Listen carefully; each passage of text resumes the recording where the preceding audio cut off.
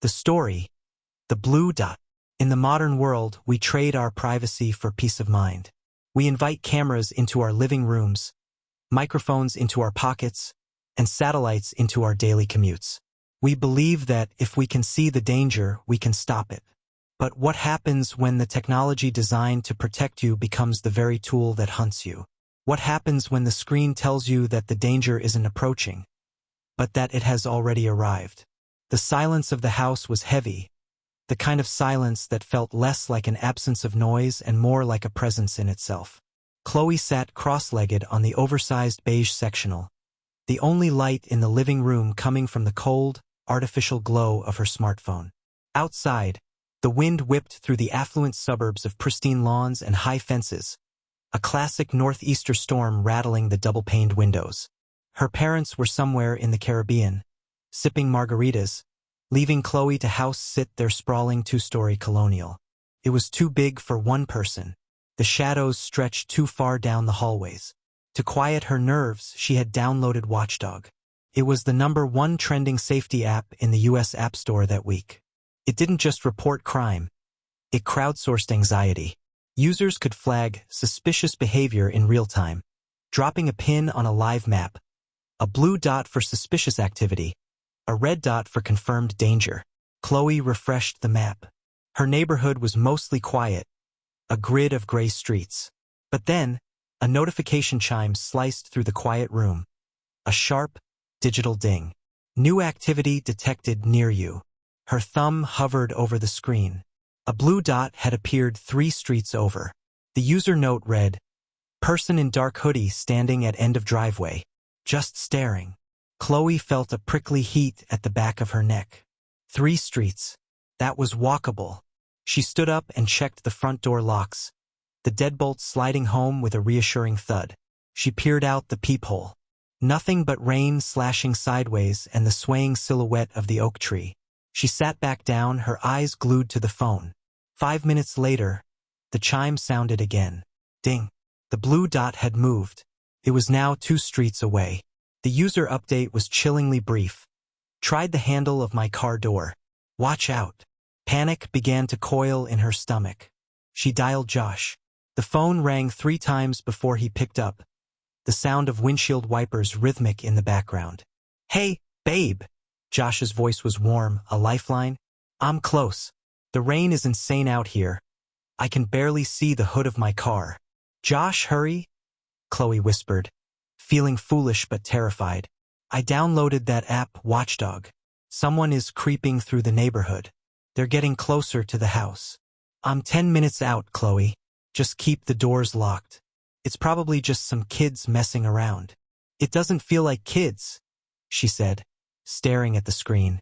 Ding. 1 street over. The update came with a blurry photo attachment this time. Just a shadow against a fence, but the posture was wrong. Too stiff. Predatory. The caption read, "Heading north through the backyards." North. That was directly toward her parents' backyard. Chloe scrambled off the couch and ran to the kitchen. She hit the lights, flooding the backyard with floodlights. The rain fell in sheets, illuminating the swimming pool and the manicured hedges. Nothing moved, but the app was relentless. She watched the screen. The blue dot was now on the edge of her street. "Josh, where are you?"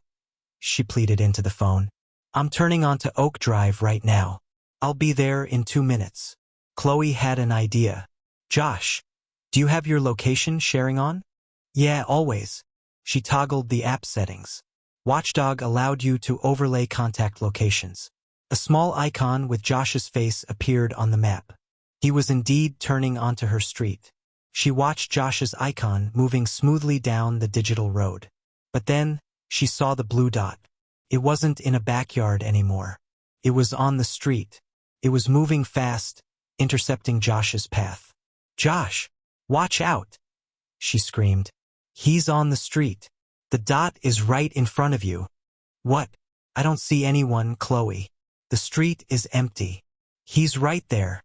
The blue dot is on top of you." On the screen, the 2 icons merged. Josh's face and the anonymous blue dot overlapped perfectly. Chloe held her breath, waiting for the sound of screeching tires or a collision. I'm passing your mailbox now, Josh said calmly. Babe, there is nobody here. The app is glitching. Chloe watched Josh's icon slide past her driveway and pull into the spot near the garage.